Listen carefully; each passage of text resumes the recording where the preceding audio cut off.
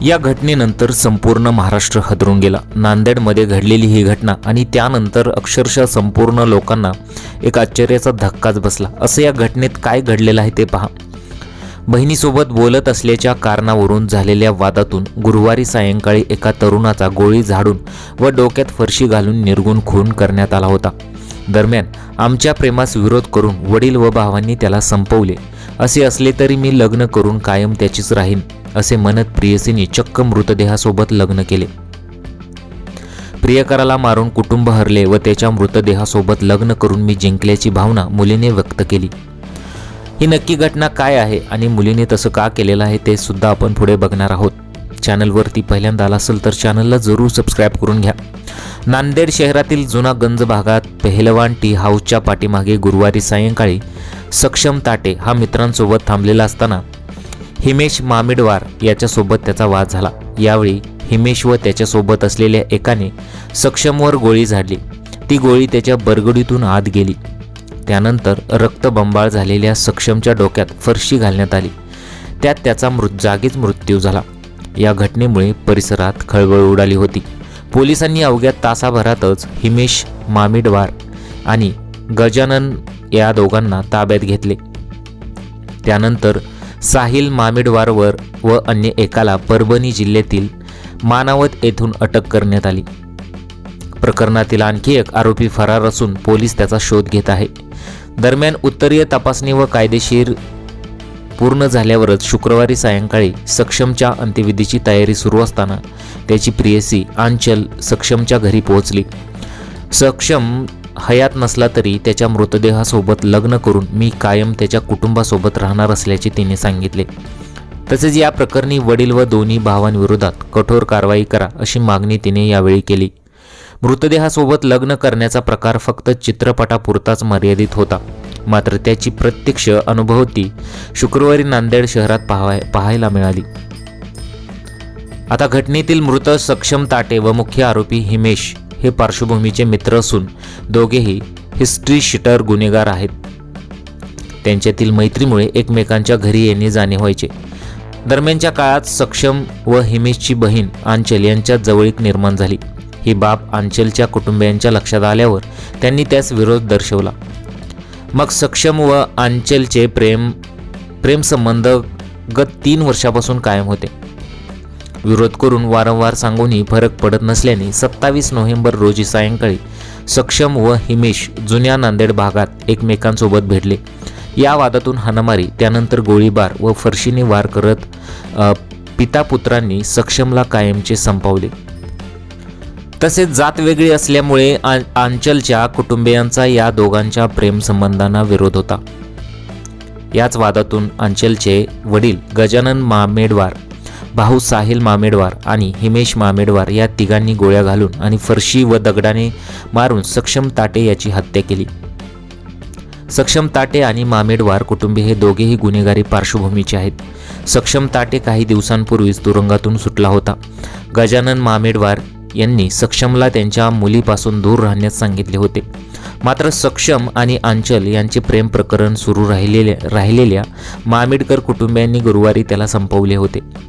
या घटनेनंतर सक्षमची आई संगीता ताटे यांनी पोलिसात तक्रार दिली होती। सक्षमच्या आईने पोलिसांना दिलेल्या जबाबात त्यांची हत्या किती निर्घृणपणे केली आहे हे नमूद करण्यात आले आहे। आता सक्षमच्या आईने पोलीस जबाबात म्हटले आहे की गुरुवारी संध्याकाळी 4 वाजता माझा मुलगा शिवम यांचा मला फोन आला व त्याने सांगितले की आई व बाबा घरी असताना आपल्या घरी हिमेश मामेडवार व त्याच्यासोबत सोमेश सुभाष लखे, वेदांत अशोक कुंदेकर व इतर 2 जण घरी आले व त्यांनी सक्षम घरी आहे का म्हणून विचारले। सक्षम भाऊ घरी नसल्याने आम्ही त्याला तो घरी नाही म्हणून सांगितले। हे ऐकून मला वाटले की ते एखाद्या कामानिमित्त आले असतील।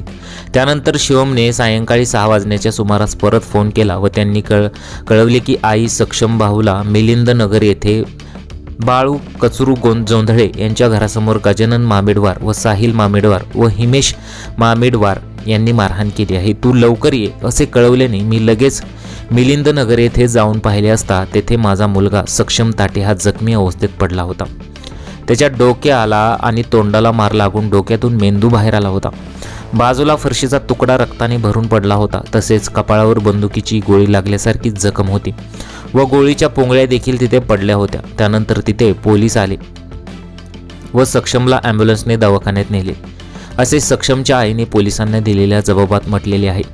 माझे पती गेल्या 2 वर्षापासून आजारी आहेत. मी वाजीरबाद येथे कापड दुकानावर काम करते. मला शिवम आणि सक्षम ही 2 मुलं आहेत. सक्षम माझा मोठा मुलगा होता. तो मजुरीचे काम करायचा. त्याचे आमच्या ओळखीतील आंचल गजानन मामेडवार हिच्याशी मैत्री होती. ती अधूनमधून आमच्या घरी येत होती, परंतु आमच्या जातीमुळे तिच्या घरातील लोकांचा विरोध होता. तरी माझा मुलगा सक्षम व आंचल मामेडवार यांची एकमेकांसोबत मैत्री होती. त्यांना लग्न करायचे होते. मामेडवार यांनी माझ्या मुलाला जीवे मारण्याच्या धमक्या दिल्या होत्या. जयश्री मामेडवार ही नेहमी माझा मुलगा सक्षमच्या विरोधात गजानन, साहिल, हिमेश यांना भडकावत होती. परंतु माझ्या मुलावर अगोदरच त्यांनी गुन्हा दाखल केल्याने आम्ही पोलीस स्टेशनला तक्रार दिली नाही, असे सक्षमच्या आईने पोलिसांना दिलेल्या जबाबात म्हटलेले आहे. या सगळ्या घटनेविषयी आंचल हिने प्रसार माध्यमांशी संवाद साधला. तिने म्हटले की गेल्या 3 वर्षापासून सक्षम आणि माझे प्रेम संबंध होते. ते आमच्या घरच्यांना मान्य नव्हते. त्यामुळेच त्यांनीच सक्षमचा घात केला. माझे वडील गजानन मामेडवार, हिमेश मामेडवार आणि साहिल मामेडवार यांनी सक्षमची हत्या केलेली आहे. सक्षम याच्यावर MPD पडली होती. तो जेलमधून सुटून आल्यापासून माझ्या घरचे त्याची गेम टाकण्याच्या मार्गावर होते. ते मला धमकी देत होते की आम्ही सक्षमला मारून टाकणार. त्यांनी सक्षमला गोड बोलावून इटवारा परिसरात बोलवून घेतले. त्यानंतर नशा करून त्याला मारले. सक्षमवर 3 गोळ्या झाडल्या तरी त्याला काही झाले नाही. मग त्याच्या डोक्यात फरशी टाकून त्याला मारले, असे आंचल मामेडवार हिने सांगितले. आमचं प्रेम होतं, पण माझ्या पप्पांना आम्हा दोघांची जात वेगळी असल्यामुळे ते मंजूर नव्हतं. ते म्हणायचे दुसरं कोणाशीही बोल, मी लग्न लावून देतो. सक्षम बौद्ध होता. आम्ही पद्मशाली समजत होतो. जात वेगळी असल्यामुळेच माझ्या घरच्यांनी सक्षमला संपवले. आमच्या प्रेम संबंधामुळेच त्याला मारण्यात आले. आरोपींना फाशीची शिक्षा झाली पाहिजे, असे आंचलने सांगितलेले आहे.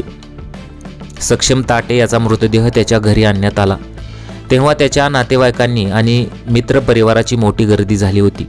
सक्षमचा मृतदेह पाहताच त्याच्या कुटुंबियांनी प्रचंड आक्रोश केला. सक्षमच्या मृतदेहाला आणि आंचलच्या अंगाला हळद लावण्यात आली.